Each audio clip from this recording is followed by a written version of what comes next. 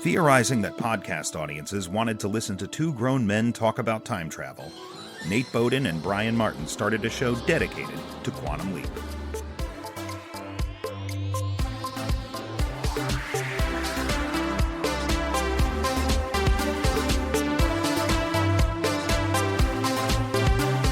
Oh boy, it's a time travel podcast. My name is Nate, and striving to put right what's wrong with this podcast, it's Brian Martin.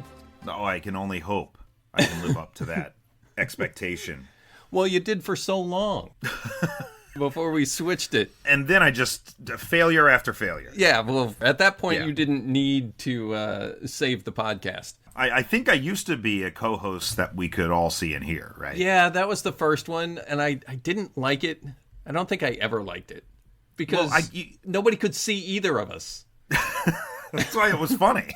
I guess. I don't know. You want me to re-record the opening? No, I don't. Oh, boy. Yeah. Oh, boy. No, this is a big one for us. This is our 100th episode. Can you believe that? That's hard to believe. I don't know that I've been a part of a project that's lasted this long before. Any kind of collaborative effort. So, yeah, this is fair.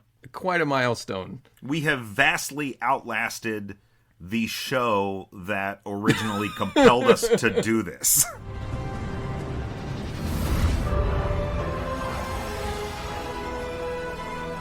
Yeah, how many episodes did they get? Oh, gosh, like 20-something? Was Maybe? It really 13 in the second season? Something like that, yeah. Yeah. Gone too soon, either way. Yeah, maybe. Gone too soon. Is that a way to describe it? If you wonder what we're talking about, guys, we're talking about Quantum Leap. Dr. Ben Song risked everything when he used the Quantum Leap accelerator to travel back in time. Now our team's working to find out why. As he leaps between bodies with no memory of who he is, he still has one hope. That his next leap takes him back to the place and people he calls home.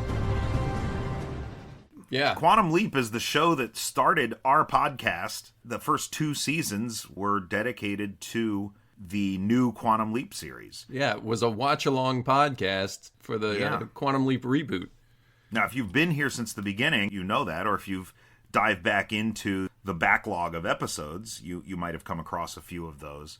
Tonight, we're going to talk some Quantum Leap again. Yeah. In honor of both our 100th episode and the premiere of our 5th season. Yeah, this is season 5, episode 1 of Oh Boy. We're bringing some big season premiere energy to this episode. Yeah, I feel it. I feel it rumbling through the room. But it's also, our first recording back from the holiday. Yes. And I think that I have to start off with a past, present, or future.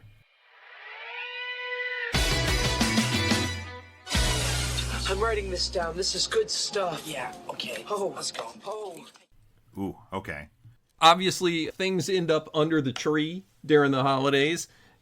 And just wanted to share with you some of the things that I picked up. So these are all going to be in my future. Okay. Material, you haven't done them yet. I have not cracked any of these open. As far as my past is concerned, I did finish G.I. Joe Volume 1. Okay. And I've got, Good. Volume 2 on the horizon. I guess that could be in my future. Transformers Volumes 2 and 3 are here. Whoa. So I'm continuing with the Energon universe, and it has yet to disappoint.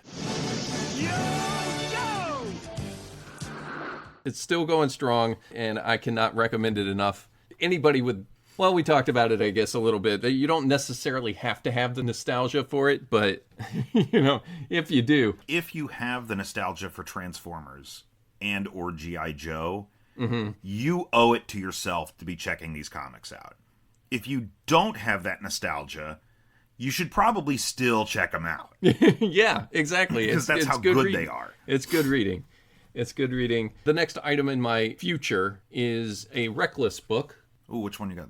I believe this is volume 3, I think? The 4? Ghost in You. Is it 4? It might be 4. It's 4 or 5. Okay. I think. Well, I got... Couldn't they have put numbers on those guys? They should have. They didn't, though. They really didn't. I mean, they're supposed to be like pulp novels.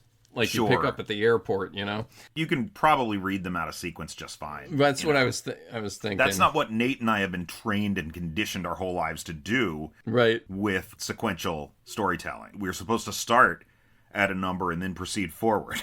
Exactly. But I think it'll be all right to jump back in. This is one of the ones that Brian recommended to me, Reckless. It's an Ed Brubaker, Sean Phillips joint, and kind of a pulp hero graphic novel, but in the vein of those like airport novels that you'll see, you know? Yeah. Like Jack Reacher and what are the other ones? You know, what other? I was going to say Lee Child, but no, that's the guy who writes the... That's the guy that did Jack Reacher. Yeah, no. Yeah. And like, he's the actual writer. See, you're in my house, Fatso, and you didn't ask permission. So you and your friends can leave now, or they can carry your fat ass out in a bucket. Remember the guy that was like the writer, but was always appearing as himself on the covers of his books, and he always had like SEAL Team books and stuff in the late 90s? You know what I'm talking about? Is that Vince Flynn? No. God, who was that guy? He's like all jowly, kind of have beard maybe. Oh, man. I couldn't tell you. That's a rabbit hole for another time. Yeah, I feel like this is beyond those. I really enjoy these books. Oh, for sure. Reckless, folks, I would say go out and get that. None of them are time travel related, as far as I'm aware. Haven't gotten too far into Transformers, but you never know. No time travel. No time travel. Okay, well, spoilers. But the disappointing part of my future is that I still have not seen Knives Out. Oh, what? It was the plan to do it while I was up visiting. Whole holiday season you had, and it didn't materialize. Darn. That is a disappointment, but just keeps it in the future.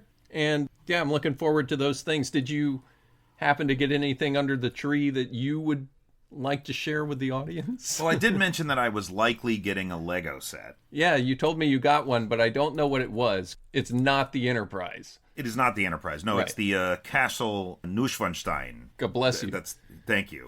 That is modeled after the Bavarian Castle in Germany. Okay. That I've been to. That I've actually been to before. It's going to be a fun set to build. Okay. All right. I was expecting it to be nerd culture related. Traveling can be nerdy too. But the other couple of things here, I would say presently, something worth mentioning, and I don't know if I'm going to actually make it to the theater to see it or not. But over this past weekend, when you guys are listening to this, we got an American release of an anime film titled All You Need Is Kill. Oh. Does that sound familiar? It does for some reason. Because it's from the manga that Edge of Tomorrow was based on. Edge of Tomorrow. Okay. Oi, mate! I think there's something wrong with your suit. There's a dead guy in it. Whether or not I get to it now, at some point, perhaps we can talk about it on this podcast. Oh, yeah, there you go. Yeah, absolutely. That would mean that I'd need to see it as well. Not right now, but we'll get there. Okay. Because the slate moving forward is... Not a lot of wiggle room in there. It is full. Yeah. And then my future, this is kind of my past, present, and future, though, but I have elected this year to read Stephen King's The Stand for the very first time. Oh, wow. And I am timing the reading of it to coincide with the beginning and the end of the year. So I'm only going to read about 9% of it every month, about 100 pages a month, and land it in 2026. We've got so much. I've got a friend who's doing it too. She's doing a reread of it. Okay. It's not a book club, but it's, tandem reading. Yeah, a book duo. You've got me doing so much reading this year for the podcast. I don't know what we're... Oh, my brother also got me for Christmas a book about the making of the Star Wars holiday special. That's the spirit. You'll be celebrating Life Day before you know it. Oh, okay. That'll be a fun one to read. That'll be a fun read. Probably more fun to read than it is to watch that show. When do you find the time to read? Jeez. I got to make some tough choices in my life. Yeah. Am I going to watch TV tonight? Am I going to read tonight? Am I going to parent this week? Yeah, that's the one that goes on the back burner, the whole parenting thing. Present for my family? Things. I've got to make hard choices. Well, as long as the podcast is high on the priority list, Right. we've got literally dozens of people waiting on this. There are dozens of us. Dozens! And they're probably also waiting to hear that I do, in fact, have olives this evening. Oh, good for you. These are leftover from New Year's, which was 1 week ago when we're recording this. When you guys are listening, it's a few weeks later. And I don't want you to worry because, Nate, I know that the jar says, if it's at all possible, I should eat these within 7 days. Right, within a week. So I'm really trying hard to consume all of these olives. Yeah, I popped open the fridge just before sitting down here and noticed that my black olives are still in the Tupperware in the fridge. Oh. And I'm not sure that those are good anymore. So. No, they're in Tupperware. That's different. Different than the jar. Different than brine, different than a jar. Tupperware, space-age polymer. Airtight space-age polymer is keeping that as fresh as could be. Okay, well, in lieu of that, I'm going to instead imbibe on what I have here is Jack Daniels and Cherry Coke pre-mixed in a can. Oh, I love those things. Those little canned cocktails, those things are nice. I got a variety pack. They sell them in a variety pack, and this one's the Cherry Coke. So I don't know if we've got a variety. I don't even know if they sell them really that much in North Carolina. I got it at the liquor store. Maybe they sell them there. This is not mixed as stiffly as he drinks them. Probably not, but you'd be surprised. I mean, they're pretty... Well, I tried one at the hockey game, if you remember. Yes, right. It's just enough to give you a little bit of fun in your brain. Yeah. Kind of like what I believe this podcast to be. Fun in your brain. Just a little bit. Yeah. All right, here we go. Cherry Coke. Okay, I taste it. Yeah, you did it. It's not buried in sugar. No, it's in there. All right, so we're all set here. We've got olives. We've got drinks. Are you ready to dive into a blast from the past here? Oh, yeah. Quantum Leap, well, like you said, was the subject of the podcast, but really the reason we even started doing this is because we both liked that show, and that's really just about all we knew about each other. That was our mutual connection. We both appreciated Quantum Leap. Yeah, that was about it. And now here we are 4 years later, and yeah, now we're both Time Guardian fans. Yeah, what an evolution. But what episode did you pick for us? This episode is the first episode of season 4. Oh, you should have done season 5 series. Yeah, but what was the first episode? Oh, first episode of season 5 is Lee Harvey Oswald. Yeah. What are we doing? That's fucked up. No, I don't. What are we doing? No, this season is 5 of the podcast, season 5 of the show. Yeah, I get it, but this is more fun. No, certainly more fun than Lee Harvey Oswald, which is I think it's a good episode. Yeah, 2-part episode. It is. But this one tonight is a real all-timer. It's the Leap Back, June 15th, 1945. Original air date, September 18th of 1991. Yeah. That's kind of crazy. We were alive then. Yeah. Yeah, one could argue that the Lee Harvey Oswald episode really builds on some of the stuff that's introduced in this episode. Mm-hmm. Isn't this, I kind of feel like, well, let's get to the bottom line here. Can you tell me who accepted the nudge this week? I felt it here. Like I was standing on one side of a door, and on the other side, someone had gently pushed against it. Ooh, yes I can, Nate. Captain Tom Jarrett accepted the nudge. He's an American soldier from Crown Point, Indiana, and he's just returned home following 3 years spent in a German POW camp.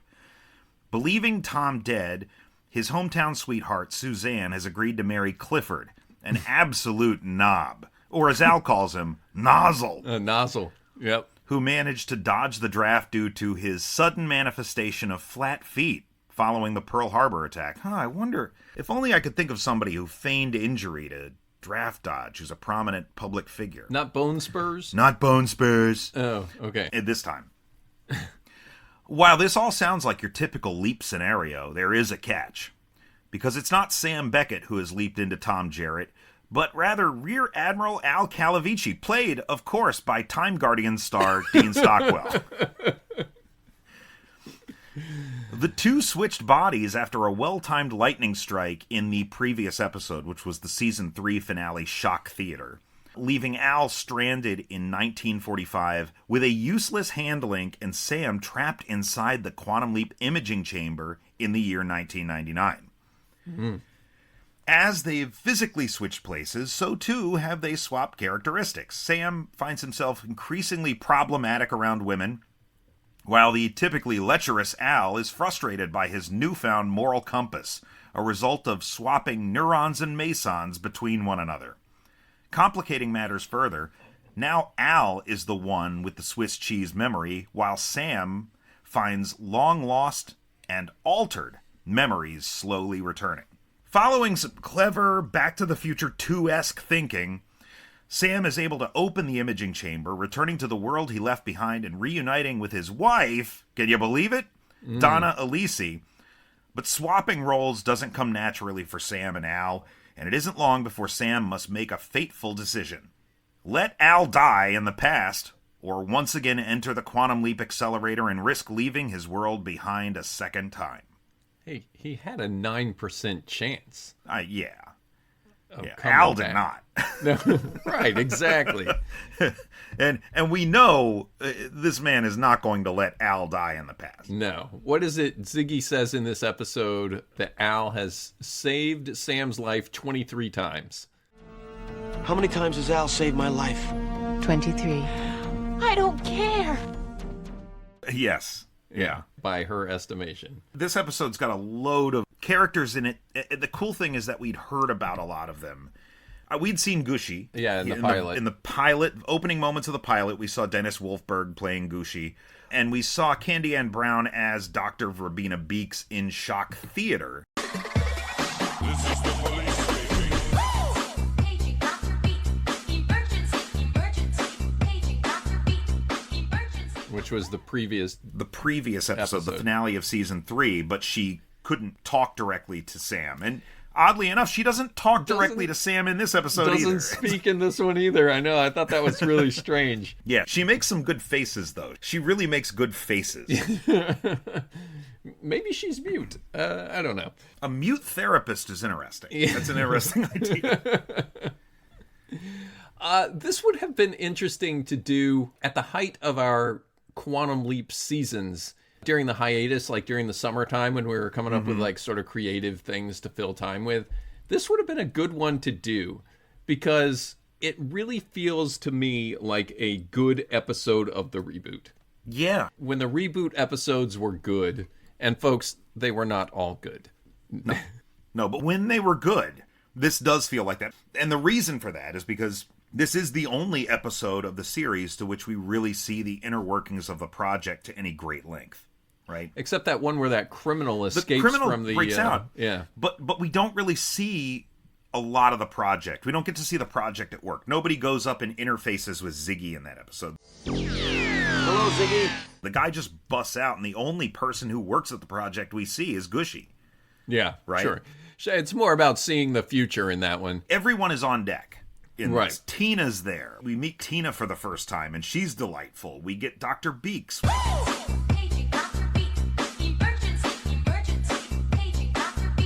We get Gushi, we get Donna, and we get Ziggy. Like, Ziggy is the heart and soul of this whole episode. That's true. Good God. Just by virtue of the fact that we've heard about her so often without actually seeing or interacting with her, it balances the story about as good as a good episode of the reboot did, right? Yes. Because one of the big complaints or criticisms that we had about that show was that oftentimes the Leap storyline for Ben Song was shortchanged by the fact that we had to squeeze in all these other characters at the project.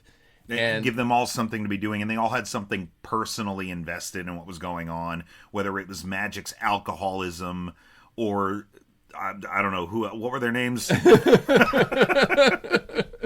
It's only 2 years ago. I'm like Mason Alexander Park's relationship with their like significant other, who worked for the tech guy, and Jen's checkered past. Oh, Jen! God, I didn't even remember Jen was a thing. How could you forget Jen?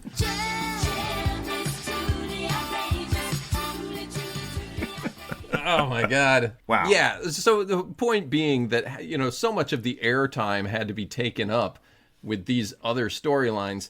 The episodes that we ended up enjoying were the ones that somehow allowed there to be enough to the Leap storyline to feel connected to that. And it didn't always happen.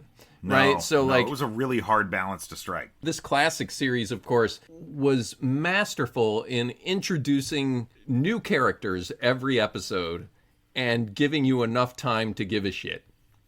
You really get invested in the lives of these people that Sam has become invested in.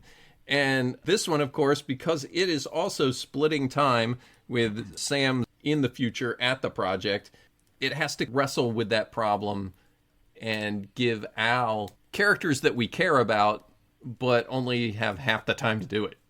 Yeah, and you know what's crazy? For everything this episode packs in, because yes, there's characters in the past, and there's characters in 1999, and we're having to get to know all of them. And there's stuff going on with Sam at Project Quantum Leap. There's Al's engagement with his environment in the past. Mm-hmm. The whole first act of this episode is just Sam and Al standing in a field talking to each other. Oh boy. Yeah. And it's great. It is so, it's hypnotic because the two of them are so good at playing off of each other. The role reversal is so novel. See, if you don't answer, I'm gonna kill you. Oh my God. Your brain's Swiss cheesed. My brain is fine. No, it's not. The Leap Swiss cheesed it. Stop saying that. It's nothing to be ashamed of. You remember the first time I leaped, I couldn't even remember my own name. Al. My name is Al.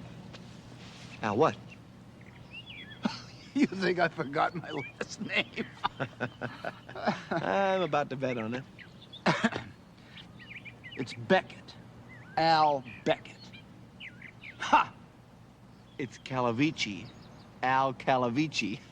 It's interesting. That when Al has to start engaging with, say, Mike, the milkman who shows up, right? Sam is constantly correcting him and saying, nope, and it's not PTSD, it's shell shock, and all of this stuff. It's so much fun. It's so snappy. And I've got to believe that just the first 15 minutes of this episode alone probably took up a solid 45 pages of script. I don't believe it. You're telling me I'm going to be here till Friday.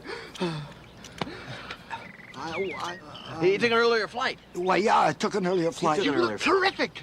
Al, you're not Admiral Al Calavicci. You're Captain Tom somebody, and you better start acting like him until Ziggy tells us what you're here to change. Oh, how? How? There's nobody home. Don't look at me, look at him. Everybody's home. They're all still asleep. It's just, it comes could so be. fast, Yeah, it's like an Aaron Sorkin show, for God's sake. Well, they're definitely having fun. Mm-hmm. He, of course, is struggling with the Swiss cheesed brain for the first time. So he's obviously retained more of his faculties than Sam did in the pilot. I'm Beckett, Al Beckett. Exactly. But, he's obviously hindered by his memory and being stuck in this situation. As I remember the structure of our podcast in the past, didn't we kind of break it up so that we would talk about the leap and then we would talk about the future? Yes. Do we want to try and do it that way, just for old time's sake, or how are we going to tackle this? Well, they do overlap a lot in that first act, and I think we can kind of break away once we get through that, and talk about, one versus the other.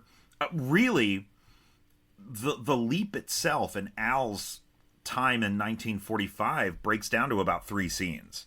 Right. We're not given a whole lot, but the characters that inhabit that world, the 3 or 4 characters we meet, are all really fun. They're given some nice little character moments, and I found that it was very easy to invest myself in, Mike and Suzanne.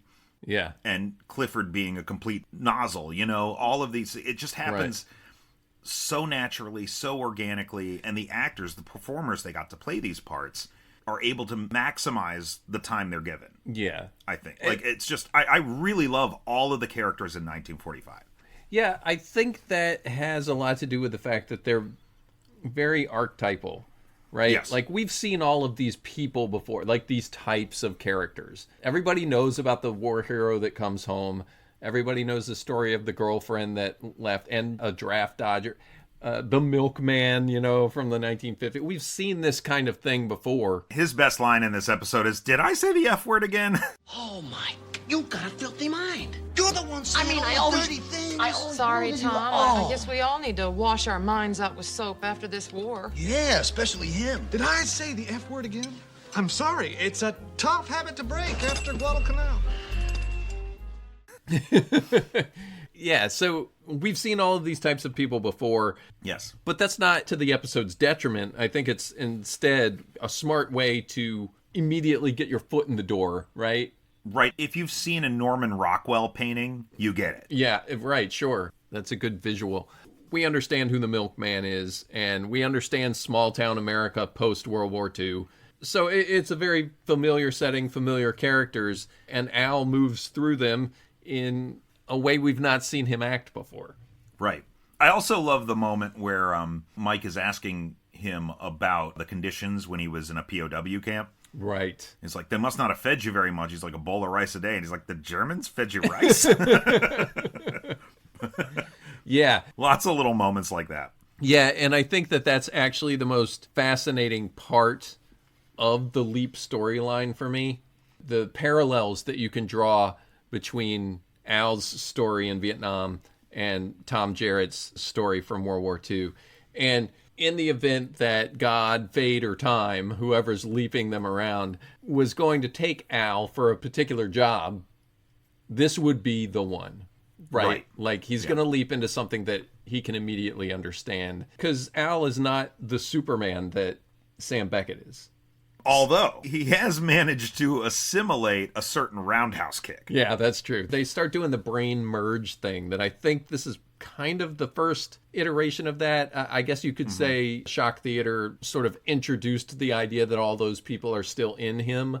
Yes. But outside of that, like, this is the first time they've started to play with the notion that he would exhibit traits from the person whom he inhabits. Stop that! Oh my God, I am so sorry. That's a horrible thing to say. I don't know what came over me. Why would...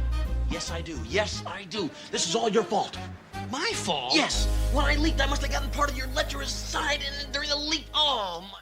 Yeah, this is kind of an interesting thing because it's almost like a trope, right? Having two characters switch bodies. Yeah, right. It's the body swap episode. It's a body swap episode, but not quite, right? It's a body swap episode for Quantum Leap. Kind of like Shock Theater is sort of a highlight episode for Quantum Leap. Oh, like a clip show. You're filtering these sort of more familiar tropes, but through the Quantum Leap lens, and they end up looking a little bit different, a little bit more unique that way. Sure. Because you can play with that same idea. I mean, switching Sam and Al is a no-brainer. Having them embody each other's characteristics a little bit, well, that could lead to some interesting scenarios, Right. So I just think this episode could have felt a lot more gimmicky than I end up feeling it is, right? I don't feel like this is a jump the shark moment. No. They use this as a genuine opportunity to really make some impressive emotional connections with Al, but obviously especially with Sam. Sure. And I think the reason it doesn't play as gimmicky is it's probably the largest piece of the overall series narrative than any episode has prior, right? Because it harkens back to, what is it, Star-Crossed? Is that what the episode's called? Yes. Where he actually keeps Donna from marrying her first husband. Yes. And that character then, of course, shows up again for the first time. And, there's all of these plot points of, like, we've been waiting for him to get home. We get to see him get home. And then, of course, we've got to get back to the formula by the next episode. So, how are you going to accomplish that?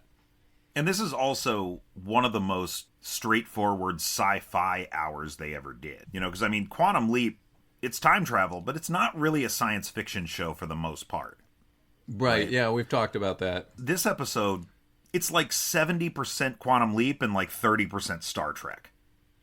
Right? It feels like the solutions in here, like we're actually talking about neurons and mesons swapping places. It feels like a transporter accident Star Trek episode.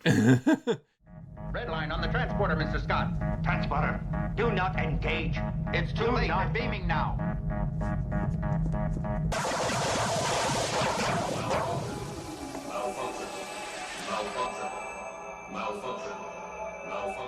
Yeah.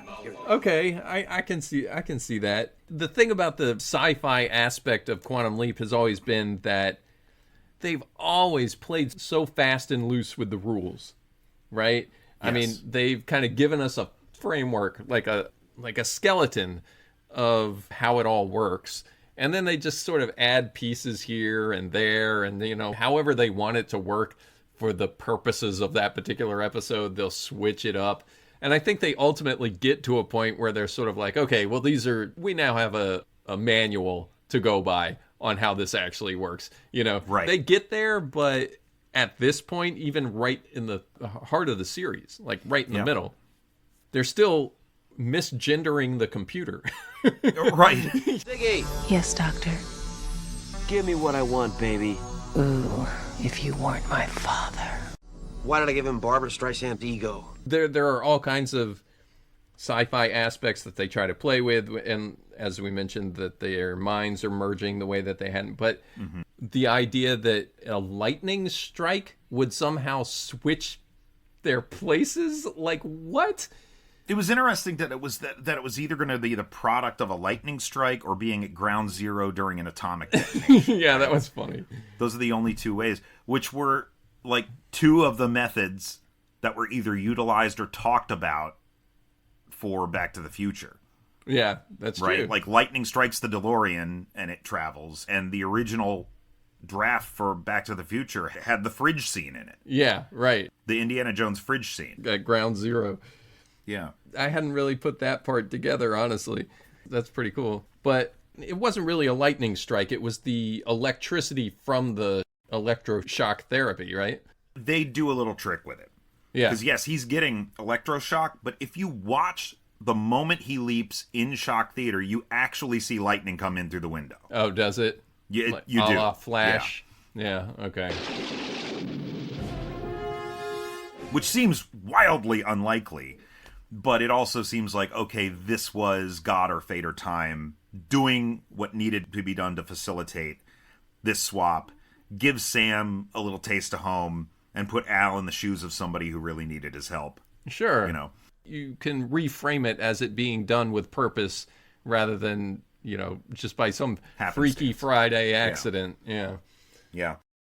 But speaking of Back to the Future, though, the technique Sam comes up with to get out of the imaging chamber. Yeah. Just chef's kiss. Some sort of radiation leak. Yeah. Potentially inside the imaging chamber. The catastrophic event of the lightning strike triggered these safeguards. Right. And so the imaging chamber is sealed. No one from the outside can get in unless they have a code, and no one inside can get out unless they have a hand link. Gucci doesn't have the code, and the hand link they have is in 1945, right? Right. So Sam can't get out of the imaging chamber. For the half-life of whatever this radiation is. Yeah. But it's not a long time in a cosmic sense. Right, in a cosmic sense. But he has enough air to last, 6 months or something. He'll die of thirst first. Yeah. But, right, so he's trapped in there, and everything to him is a hologram. It is interesting that the imaging chamber is connected enough to Al that it is, in fact, working and projecting the hologram to him. Well, I mean, again, consider the shuffling of the mesons and neurons. I think that's doing a lot of heavy lifting. But if the computer and the imaging chamber believe there's been a catastrophic failure at the project, you would think the mechanics of the imaging chamber would just cease to work. Yeah, I suppose that's possible.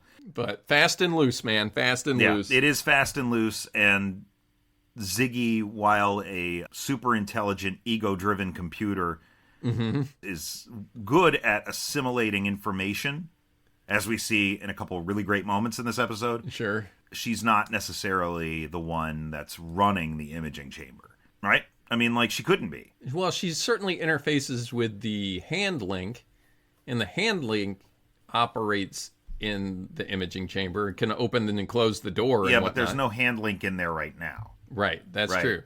So I'm saying, like, the imaging chamber, as it functions like a holodeck, is separate from Ziggy. Right? Well, that's why I wonder why it would be working, but that's neither here nor there. Neurons and mesons yes. is the answer. You're right. So he's been thinking about, how am I going to get out of this imaging chamber? He comes to the conclusion that I'm in 1994. And then he's like, oh, crap, I'm in 1999. Like I'm home. I'm like home. It just gradually comes back. And then kind of hits like a ton of bricks. I'm getting my memory back, Al. All of it. Oh, my God. Why didn't you tell me? I couldn't. What? I couldn't. Right. So, like, he's not really thinking about it, and then it kind of comes to him, and then once it really sets in, he's like, holy shit. You know, and all of his memories start to flood back in. All of those Swiss cheese holes start to fill back up. Yeah, that's a good scene for him. That's the moment where they're contemplating sending the letter to Sam's dad's lawyer, right? Who will make sure that it's delivered to Gushy at Project Quantum Leap on September 15th, 1999. So we've had that envelope in our possession for the past 70 years. It was given to us with the explicit instructions that it be delivered to a young man with your description, answering to the name of Marty, at this exact location, at this exact minute, November 12th, 1955. We had a little bet going as to whether this Marty would actually be here. Looks like I lost.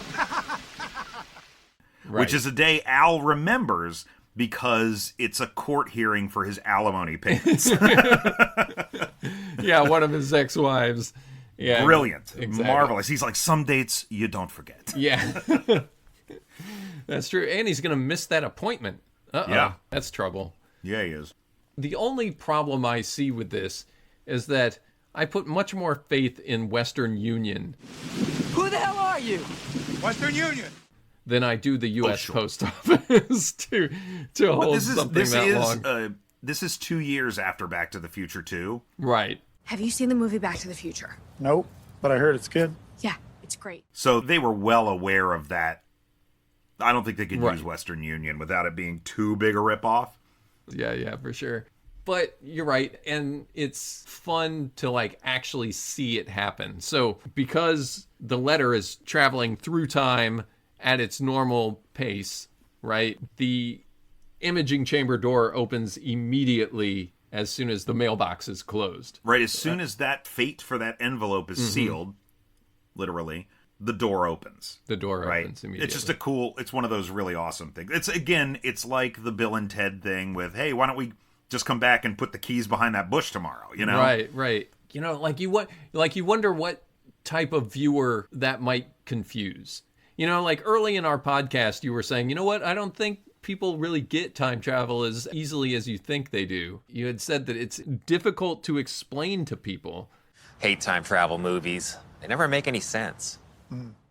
And I just wonder if there were any viewers that were like, wait, how did that work? What happened? You know what I mean? They do a really good job explaining it. They do. They explain I think it. the difference between me in 1991 and me in 2026 are that I have a better perspective on the critical thinking capacities of the average American television watcher.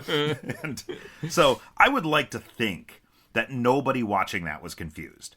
But I don't believe that's true. Yeah, I don't believe now, that that's true either. In 91, I thought, oh, that's awesome. How cool. Like, you plink it in, the door opens immediately. Yeah. Brilliant. That's great. Plus, everybody's seen Back to the Future, too, by that point. Yeah. Can you please just watch Back to the Future? Okay, I don't know what you troublemakers get up to in Canada, but down here, we don't tolerate shenanigans. So get the hell back to school, or I'll arrest you for truancy. So I would hope you'd know. Because the funny thing is that essentially we see the same thing happen in Back to the Future 2 from the opposite side. Right? Because Doc is the one that sends the letter. We don't see that happen. But we see it delivered. We see the letter get delivered on the day, right? And what we don't see in this episode is the letter get delivered to Gushy, right? Right. He has it in his hand when Sam comes out of the and it's all imaging brown and old and shit. Yeah. Nice touch there. Yeah, it's fun. Yeah, so much fun. Love it. So I guess what we can talk about now is the leap itself and Al's presence in 1945. Really, once Sam gets out of the imaging chamber, we're really down to like 1 or 2 more scenes in 1945 with Al, because Al's assumption, and Sam's assumption too, is that Al is in the past to rekindle his relationship with Suzanne, who is due to marry this Clifford guy. Right, because they don't have the statistics that are usually provided by Ziggy. I'm dealing with too many data limiting factors. The Admiral, this Captain Tom Jarrett he's leapt into. A year no one had the foresight to preload into my memory banks. Actually, I was doing quite well absorbing the year until Franklin Delano Roosevelt died. It depressed me. Try me in 11.6 hours. Exactly. But it seems logical, right? Like, we know this kind of story. We know how these things go. We've done quantum leaps before. We get it. And he's got that same relationship with Beth. Clearly there to keep whatever happened to Al from happening to Tom Jarrett. Of course, yeah. That's a natural assumption, especially for those 2 characters. We got to keep Tom Jarrett out of any future alimony court meetings. But then we meet Suzanne. She seems like she's all in. She doesn't seem like this is a hard choice for her to make. Right. Oh my gosh, Tom is back. Of course I'm going to stay with Tom seems to be the direction she goes in. So right. We're left wondering, okay, well, what possibly could be the reason he's here now? There's got to be some other complicating factor there. Sure. And of course there is. And that's Clifford is maybe more than a nozzle, more like a cold-blooded murderer. Right. I mean, it's the simple answer, right? Like, we've got to save their lives. And Clifford, who feels spurned. Spurned? Is that a word? Yes. Spurned. Spurned? Scorned? Both of them. Yeah. Is, going to take his revenge out on Tom and his fiancée. His fiancée, great, yeah. Nothing says I love you quite like sending you to your doom over a cliff. And would like to point out there that this part of Indiana does not have any cliffs, but that's okay. Oh, that's funny. For the benefit of this episode, it does. Is Don Belisario from Indiana? Isn't he? I think so. He must be, right? Yeah. Yeah, so easy enough storyline to just kind of jump back into, we've got to save their lives, right? Yeah. So that's why I say it's that leap.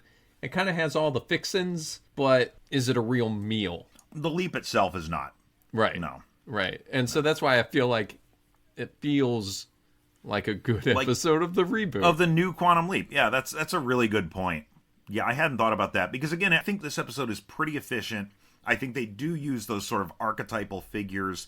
And I think it's still manages to be pretty well done. Like, you get through the end of this episode and you feel like, wow, that was an awful lot. But when you think about the actual... But what was it a lot really. of? Yeah, it's not what really. It was a lot of is Sam's return home and Sam's relationship with Al. Because this is also, correct me if I'm wrong, but I think this is the only episode where Sam and Al appear at the beginning of the episode together. Oh, boy. Like, normally it takes Al a little bit of time to get there. Right. Right? So, yeah, I don't know if it's happened before. I don't recall specifically, but you're right. I mean, that's the formula. Yeah.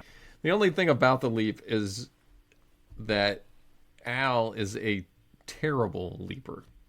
As I alluded to earlier. So bad. He's really bad at it. He doesn't even try to hide the fact that he's talking to Sam. You know, he doesn't think to do that. At any point. At no point does he think to stop talking to Sam. Like, even when he's making out with Suzanne in the backseat of that car at Lover's Leap. When and Sam shows up. There's literally no one else around.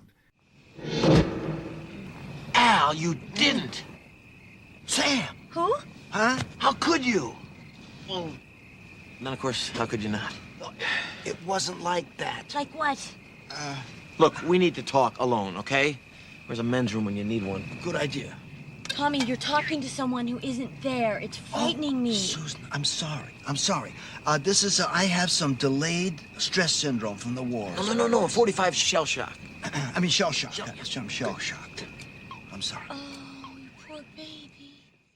Right. And then he blames it on his shell shock. Right. You know, it's like sometimes he talks to people who aren't there. Yeah. The only kind of clever... There was one clever moment. I think he explained the hand link, as a top secret project for Uncle Sam. I love that the one that he mentions when he's talking about the hand link. Is that some new kind of walkie-talkie? Yeah. You're testing it for the government. It's top secret. Oh, yes, this is top secret, and I'm evaluating it for the Pentagon. That's good. Now put it away.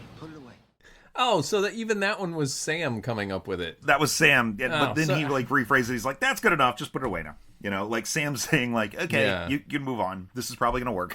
Yeah. I know that he was doing his level best to kick Clifford's butt. That was fun. I think I'm here to kick Clifford's butt. The delivery. Yeah, it's really good. If you weren't so weak from being a POW, I'd just like to... Yeah, you'd like to teach me a lesson, huh?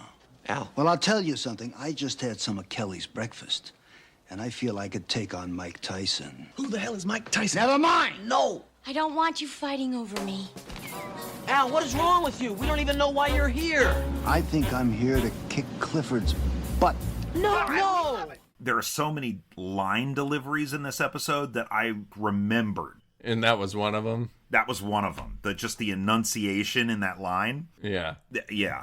And then a lot of Ziggy's dialogue, too. Ziggy drawing out that yes, you know? Ziggy. Yes. Right. Well, you don't hear her talk very often. That's true. So it all kind of stands out. Yeah. I think that when I thought about this episode, kind of before I watched it, I merged a lot of the storyline from the episode where Sam comes back from Japan with a Japanese wife. Oh, the Americanization of Machiko is the name of the episode. Is the character's name. Okay, yes. Yeah, and his mother in that episode was played by Kay Callan, who was Ma Kent on Lois and Clark. On Lois and Clark, right, with Dean Cain. Jesus Christ, what are we doing? What have I done with my life, Nate?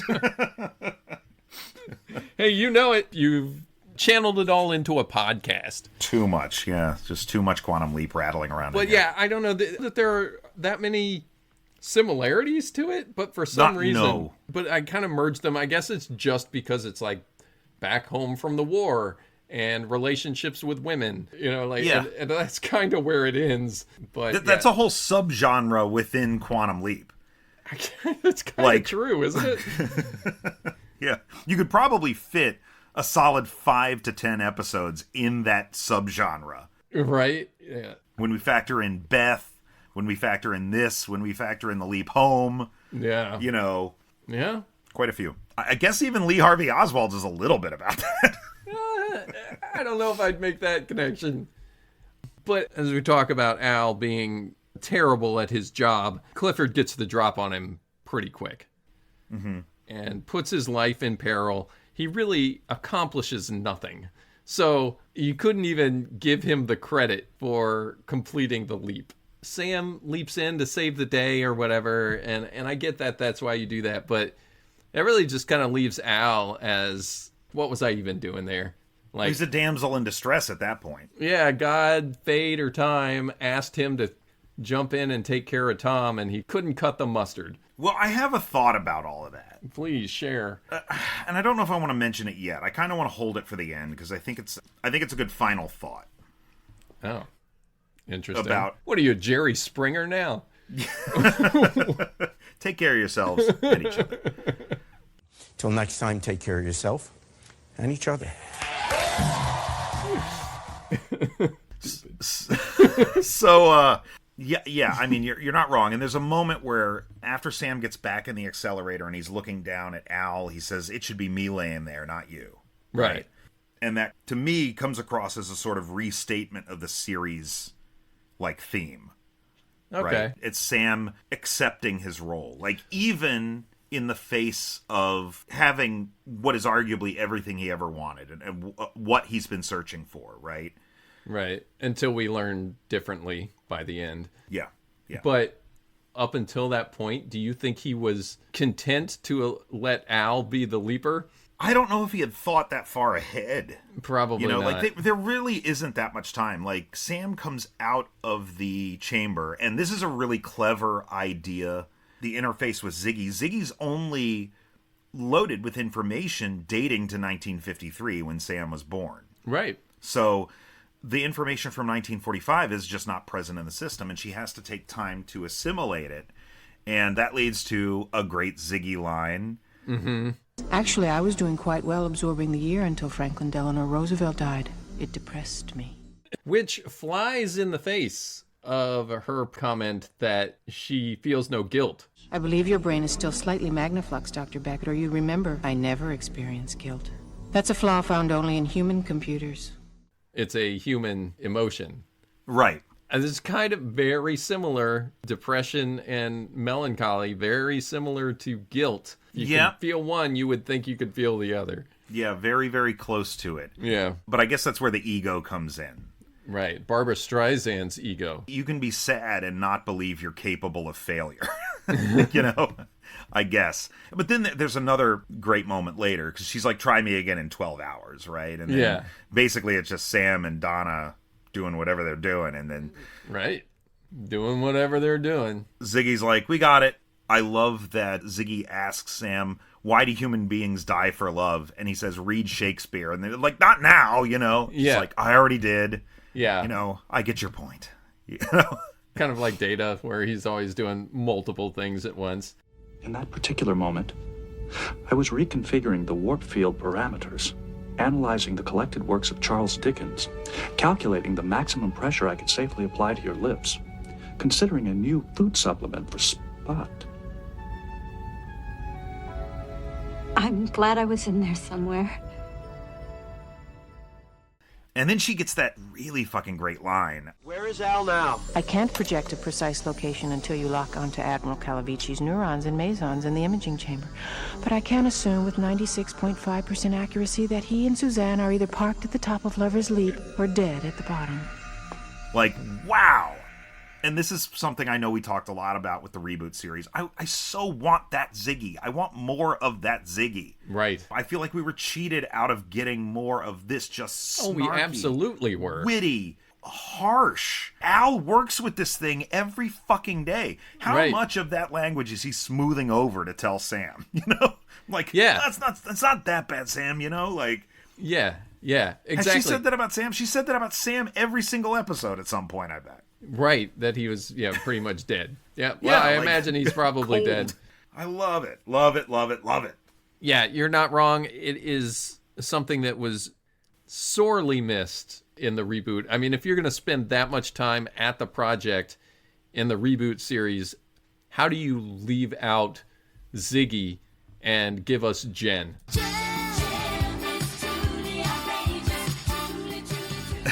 Yeah. I don't understand that formula. I don't see how that adds up.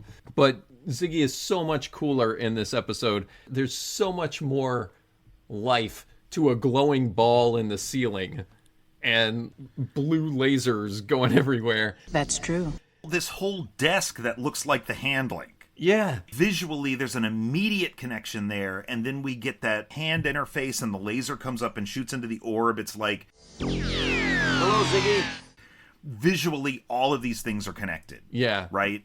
Like, you don't have to explain how they work. You've just demonstrated it visually. Yeah. They're computers in the future, Brian. That's the way computers are gonna be. Industry, science and technology. Big men putting screwdrivers into things, turning them, and adjusting them. There you go. Yeah, and... So cool. And way more creative than a row of servers. Yeah, than a server farm. I mean, that's what we talked about is... More than anything, and we talked about this, the interplay between Ian on the reboot and Ziggy, that would have been some all-time opportunities. Oh, it really could have been. Yeah, absolutely. Instead, they're just reading it off a screen. Yeah. It doesn't play. About the reboot, with a little aside here, when you think back on the reboot,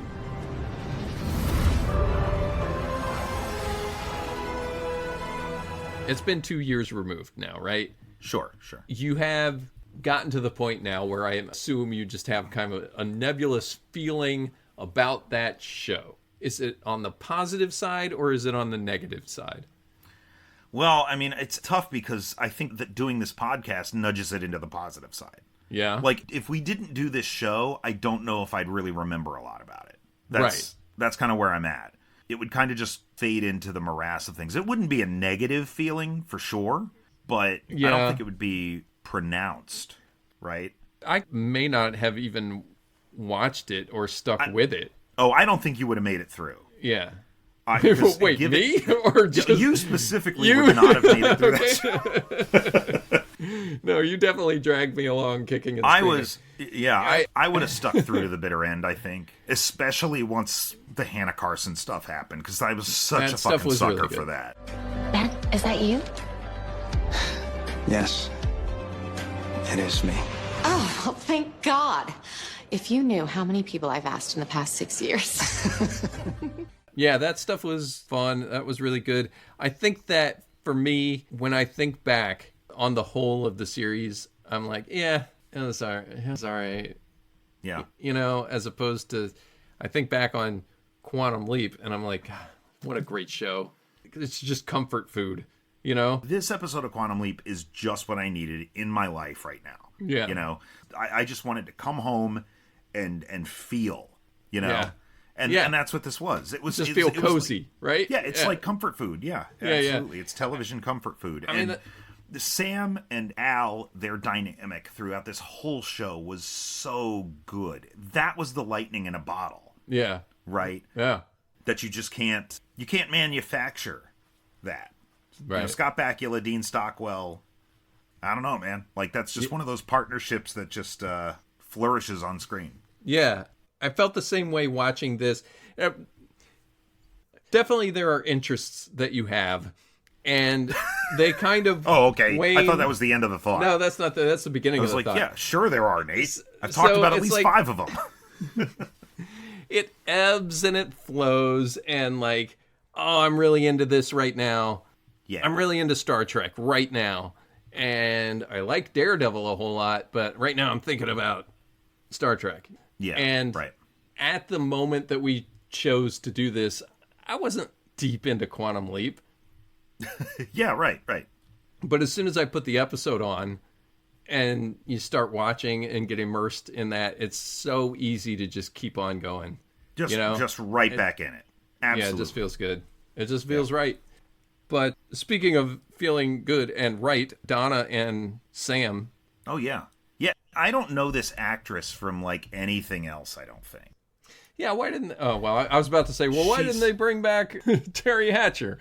But they'd have to put all the old makeup on her. Yeah. Mimi Kuzik played Donna in this episode.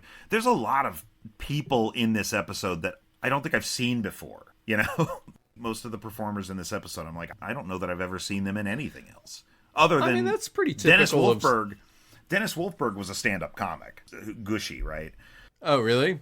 Yeah, he was. He was always on, like in the early days of Comedy Central, they'd have those, like, stand-up. Do you remember? Yeah, that sure. show? Like, Sure. he was one of the main MCs. If it wasn't stand-up, it was one of those kind of shows. We're pleased to have him back on the Sunday Comics. Would you please welcome with us, Mr. Dennis Wolfberg? Right.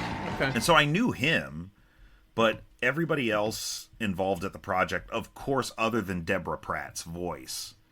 Right, Deborah as Pratt. Ziggy. Yeah. God, she's great. Oh my She's God, great. is she great? That's true. But enough about... Like, she's so good as Ziggy. I just... Let me ask you this. Does Tina work at the project? I get the impression she does, right? Because there's one line. Get me a suit. Yes. Go get my speed suit, or whatever. Whatever it's called. Tina, get me a Fermi suit.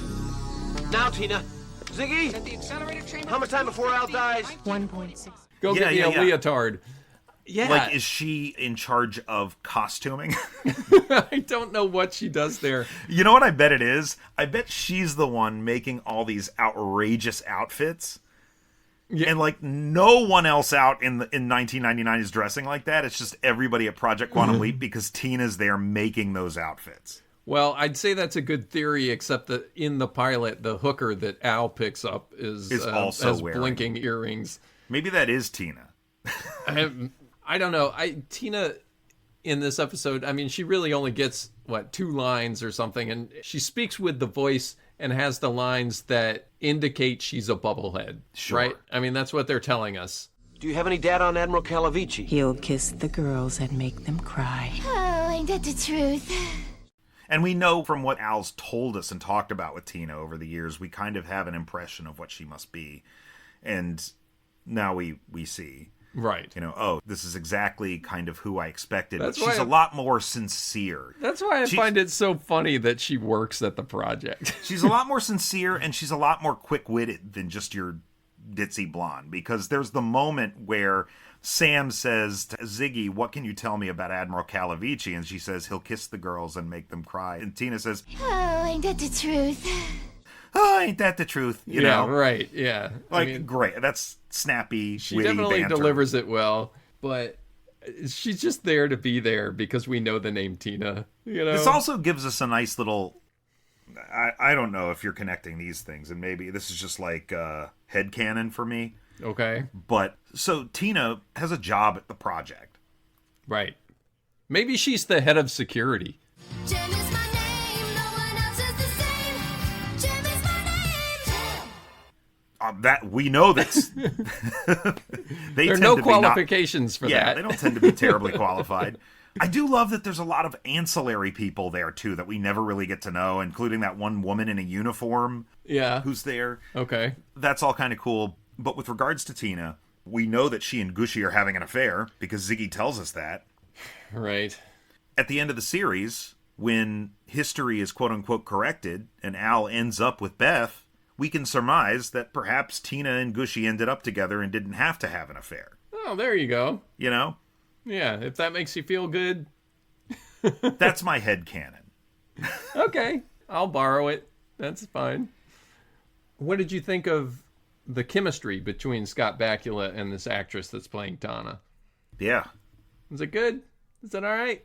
I think it's pretty good. It's pretty good? Okay. I think it... For what we get. I think it definitely does the job. I mean, it's not nearly as good as Mr. and Mrs. Smith. No. Because that was firing on all cylinders. Right. But... yeah.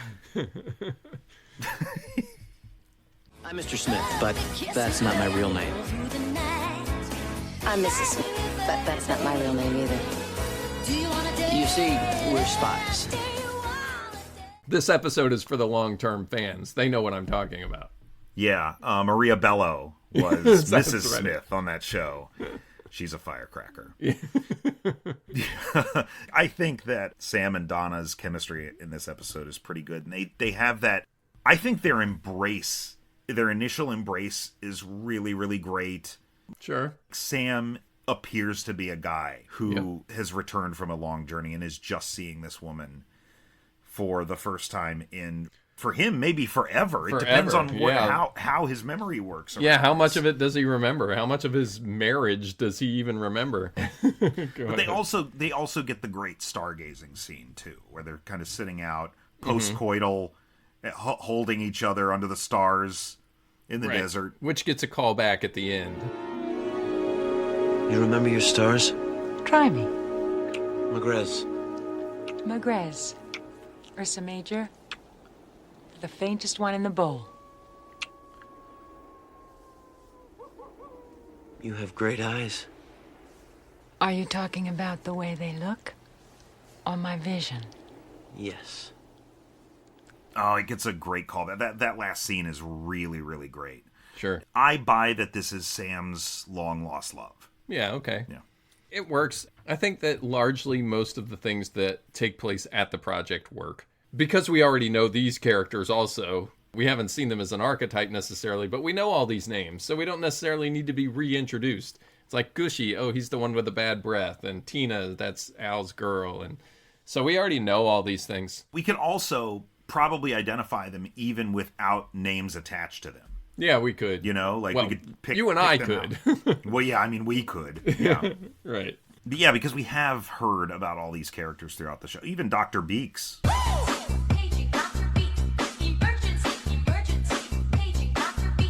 Like, you know, before we see her in Shock Theater, we've heard about Dr. Beeks. the last thing I have, and obviously if you've got more points to make, we can make them, but when we talk about the project and we talk about the way Quantum Leap is supposed to work, is it not true that Tom Jarrett is sitting in that waiting room looking like Al? All right, this is where we get into some serious knots here. Okay, when we're trying to figure out... Because they can't find them. And because there's a number of questions here. The first of which is Sam appeared wearing the same outfit his Leapee was wearing in the mental hospital at the end of Shock Therapy. Right. Al is now in the body of Tom Jarrett, who is presumably in the waiting room. One would think that's the way it's supposed to work. But does that mean that somewhere out there, there's a mental patient... With no clothes on? With either no clothes on or whatever Al used to be wearing? Because the like person that whose ball clothes... jacket? Because the clothes that swapped were Al's and the mental patient's. Yeah. Right? Like we don't know where Al's clothes are. And we know that the mental patient doesn't have his scrubs on. Right. Right. That's funny. There are some questions there. Yes. Well, couldn't Tom Jarrett be wearing the 8-ball jacket? Oh, maybe so. But then the other guy's got Sam's speed suit. Yeah, somebody's got to be wearing the leotard. Yeah. Yeah. At any rate, clothes aside... This episode does a lot of things right, and I don't want to nitpick it into cinema sins it into oblivion, but it is worth noting. I think it's a funny plot hole, personally. Yeah, I don't think that's nitpicking. I think that's a piece missing, personally. Yeah, it absolutely... Well, somebody's missing something, that's for sure. I mean, it seems like most of the answers are right there in the waiting room, but yeah, we haven't seen the waiting room to this point. We just know that it exists. Yeah, I guess we haven't, have we? Because we see the waiting room on, 3 or 4 occasions, right? Right. There's a vampire one, I think. Well, that was the end of the Dr. Ruth one. Yeah. Right, the Dr. Ruth gives way to the vampire. There's the one where Al's younger self is in there. Oh, yeah, There's the Killing Time episode with the guy who breaks out. But I don't even think we see him in the waiting room. I think he gets out of the waiting room, has Gushy at, knife point. Before Al even gets in there, doesn't he? No, I don't think so. No, I think you see him in the room first. I don't know. I'll have to go back and watch that one. And maybe we see the inside of it in Lee Harvey Oswald. Maybe. Maybe not. Anyway, it's not until season 5 is where we really start to see a lot. All the crazy shit. Yeah. All the crazy shit. Yeah. Unfortunately, we don't see the monkey. Which I think is season 4. They changed the theme song to be all jazzy. Well, I'm glad we've gotten to that point, watching this, especially given, one, that Sam gets home. 2, that we get that moment where Sam is looking as the hologram down at Al and thinking, that should be me down there, not you, Al. Mm-hmm. And that we get the possibility, Sam has gamed it out, and he's like, I know how to target Leap now, and I think we might be able to retrieve me. Right. 9% chance, as I said. Right. And then we get that great final scene where Donna is kind of asking Al about where he is now, what's got to happen there, and just kind of to terms with it. Right. And they allude to the episode with Bob Saget. Yes. Yeah. 1956. Ziggy? Yes, Dr. Alisi? Locate a star. 43 light years from Earth. Talitha and Ursa Major. A white star, 1.7 in magnitude. Right ascension, 8 hours, 59.2 minutes. Declination, 48 degrees, 2 minutes. It's there.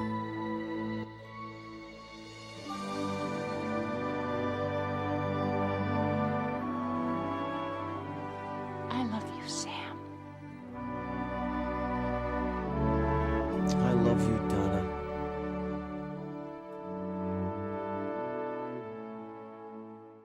So that's all really cool. Do you think this would have made a better series finale than the actual series finale of this show? Because I think it kind of might have. Yeah, I don't disagree. No, I think you're right. Because this episode, Sam knows what he's leaving behind. Yeah. You know? The only difference, though, is that he's doing it out of desperation more so than like a moral choice to continue. Well, I mean, it's also because, like, what is this show built on? It's not built on the relationship between Sam and Donna. It's built on the relationship between Sam and Al. Right. So it's like, obviously, the climactic choice he has to make is, do I save my best friend? Right. Or do I stay here and live this life that I've strived for myself? Yeah, this could totally function as a finale. And I think the only thing that the actual finale has that this episode misses is all of the conversations with God, Fader Time are really good. With it's all Bruce great, McGill. yeah. Those are really good. Yeah. And but there are all kinds of problems with that episode too. So like, You're not wrong. Like taking some of those elements and implanting it into this type of episode arc could really work. This in and of itself could really work. But aside from those conversations, we learn he's made a final choice to continue doing this, as opposed to in this finale, quote unquote, if you had made this a finale, it would be like, okay, well, he's still stuck and that's kind of the way it ends, right? Which would be fine. I mean, that could work as a finale, but there's something satisfying about he made the choice. He definitively makes a choice. But it's also, people don't like that. Right. Because they feel like he made the wrong choice. But exactly. And there's a good argument for that, too, because the fact that he worked so hard to change her life to be with him, and then he just leaves her. Yeah. You'll tell him nothing, Al. He came back to me once. He'll come back again. That's a problem for me in the finale that we got that would be fixed by something like this. That's I think a good this thought. episode, I think this does plant a couple of seeds there to kind of help, one, make a little bit more sense of the finale in terms of like Sam saying, my subconscious has been working on this as I've leaped, and I know how to target leap now. Right. Right. But two, Donna basically accepts what he's doing and believes that he loves her. Yeah. And grants him the space to do what he needs to do to maximize the good that he can do in the world. And so, I mean, it's like, maybe it's not so much about, oh, Sam changed this woman's life and then abandoned her. Because presumably they had a whole life that led them both to Quantum Leap inevitably regardless. Well, how long is she going to wait around for him, knowing that he's alive? He came back to me once. He'll come back again.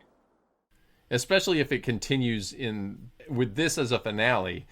You know, how long does Donna wait for him to come home? I think the yearning is what makes it work so well. The reason I kept thinking of this, God, this would have made a really good finale, is specifically because it answers the question at the core of the series. Can Sam get home? And then it answers, yeah, but there's a catch. Yeah. Right? It's a different finale. The things that you learn in the finale that they gave us is that Sam controls and has always controlled where he was going. Yeah. I like that aspect of it too. Mm-hmm. So I see the point. I mean, you're making. I love the finale as it exists. And a show like The Fugitive ended with the death of the one-armed man. Mm-hmm. Right? Which was the whole thing we fought for the series. And the mission statement of Quantum Leap is that Sam Beckett's trying to find a way home. So it just seems to me something like this would have worked better as a series finale based solely on, here it is. Do you really want it or do you not really want it? You know? Yeah. What do you think you need to do? You make the choice. If we had somehow merged these two. Right. There's somewhere in the middle. The existential questions posed by Bruce McGill's bartender in the finale and the content of this episode, I think you'd have the perfect series finale. Yeah, because the other thing about the finale that I really didn't like, Al gets no play. Oh, absolutely not. Like, they don't see each other till the very end. Yeah, it's really bad in that respect, Whereas this one is anchored by the fact that they mean a lot to each other and have saved each other's lives, etc., etc. Yeah.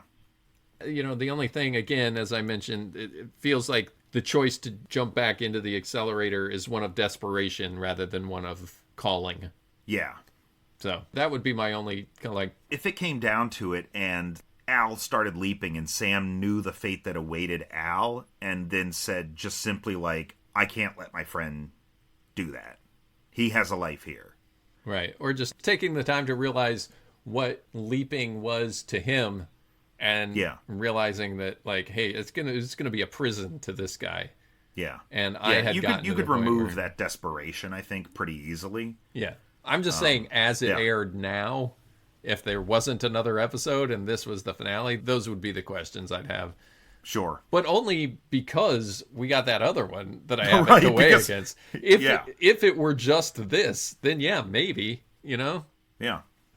So, given the fact the history that we know about the series, it was on the bubble all the time. Sure. So, I mean, it could be a draft that they were expecting may at some point be. You know, who knows? Yeah, maybe this is the point at which they were like, all right, we got to start pulling out all the stops. Well, it was definitely that. Season 5 is when they really, you know, things went off the rails.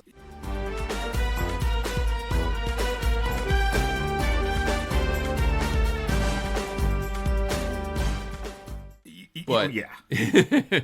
But yeah, I mean, what if we have Sam leap into Godzilla? Right. Actually, it's a pretty good idea. I know, it's not far off. Now that I said it out loud. I mean, you had Ben going into a dinosaur. Yeah, that's right. I did. I always wanted Ben to leap into a dinosaur. Yeah. Oh, man. Never going to get that one now. If you're going to build a time machine into a car, why not do it with some style? Well, do you have anything else about the episode, or should we move on to ranking our method of time travel? Time to rank. That's the Quantum Leap Accelerator. How much talking do we need to do about the Quantum Leap Accelerator? That's our number one. Look, the list, as it stands, is just right now the carryovers from last year. Right. That means that number one on our list is the Freejack time machine from Freejack. Number 2 on the list is the Time Regressor from Space Ghost the Time Machine. And number 3, under duress, the City from the Time Guardian. One might say under protest. Under protest. Look, I'm just trying to create some bookends so they don't all cluster up. Hey, this year.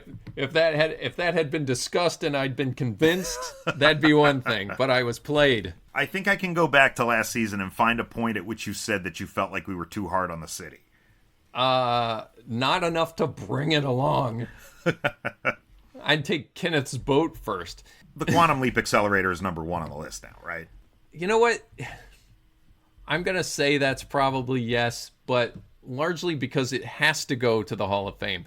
I am still in love with the Freejack time machine as a mechanism, as a machine, as a time machine. I think it's so cool. It's so cool. And in a vacuum, I might say I like it a little better than the Accelerator, but wow. You know, the Accelerator is, I mean, it's not the show. That's true. Yeah. And the Accelerator that we get in the new reboot series, I hate. Sure. I mean, it's so stupid. They keep talking about the Accelerator making the choices and making choices because and they don't. It's like, yeah, because they don't want to bring up the idea that something could be ethereal. You know, like it's just like, God damn it. Well, you know, I mean, these millennials have really turned their back on the church. Hey, I'm fine with that. Yeah. But like, there's fate, there's destiny, there's all these kind of other elements that you could use. But no, the time machine has decided what Ben's mission is. So, well, you know what? If we ever get to watch Mirror Image, we should rank Dr. Sam Beckett as the time machine itself. Hell, we could do that now.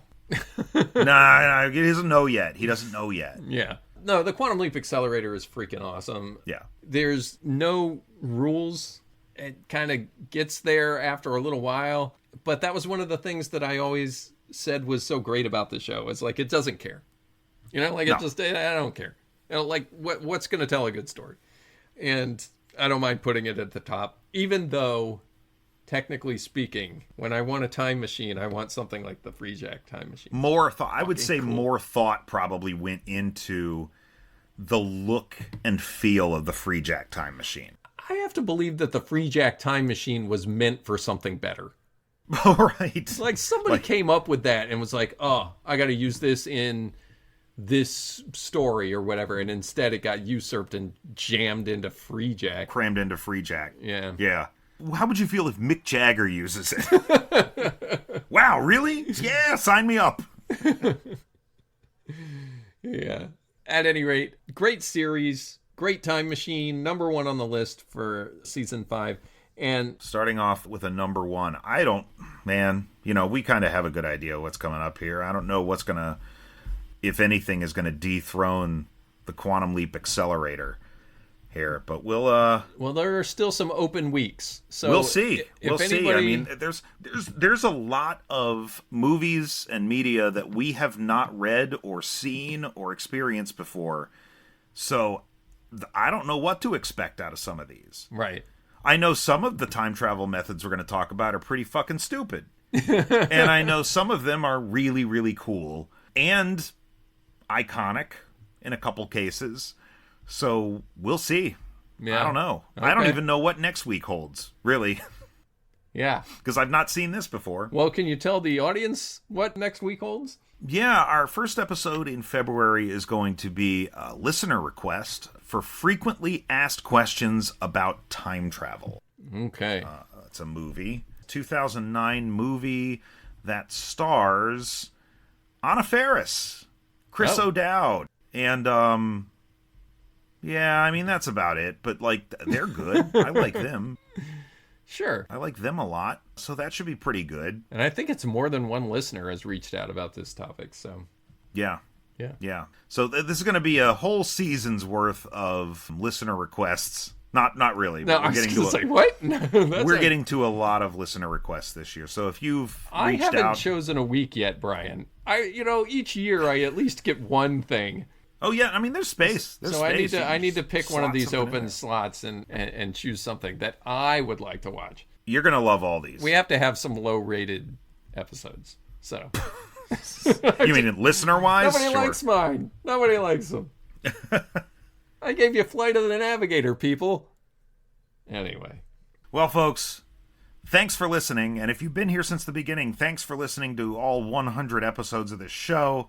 With bonus material, we're looking at somewhere around 150 probably. So thanks for being along for the ride. I hope you'll continue trekking along with us. Anybody that can prove they've been there, I'll send you a Snickers bar. Oh my God. Here we go again. That's enough. If you know what the Snickers thing is. Remember to subscribe to the show on your preferred podcast apps. That's apps, plural. Just download all of them. Subscribe on all of them. Juice them numbers. Rate the show if you can. Leave us comments. Drop us a line at OhBoyQLPod. Hey, QL. See, that's the Quantum Leap right there. At gmail.com. Follow us on social media. We're OhBoyPod on Blue Sky, Instagram, Threads, and Letterboxd. Yeah. Are we going to get into that? Are we going to do that? Yeah. Just as soon as we start watching movies again, which will be, again, our next episode. But until then, I'm Brian. And I'm Nate. And we'll be here in the waiting room.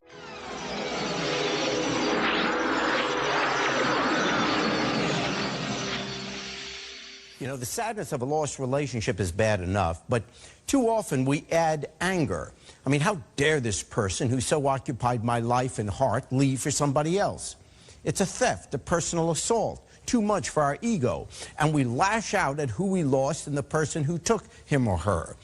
Now, I'm not suggesting it's easy to refrain from such feelings, but we have to know, as bad as those feelings are, it's in our own control as to how long we harbor them. The truth is, we don't want that person back. I mean, who wants to be in a relationship with someone who doesn't love you? Why are we fighting to get this person back? It may have once been good, but it isn't anymore. No, don't let this person continue to hurt you. Let it go. Find someone who will love you back. Then you can have the happiness you want and deserve. As for the lover you lost, you don't love him. You only loved who you thought he was. you're better off moving on. Till next time, take care of yourself and each other.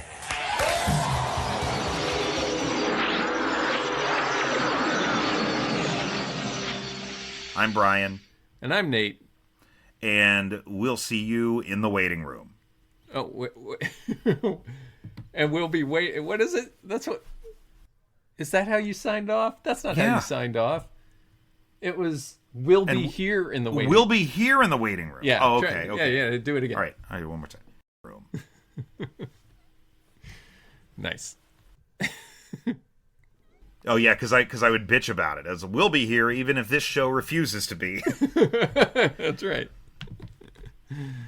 Oh man.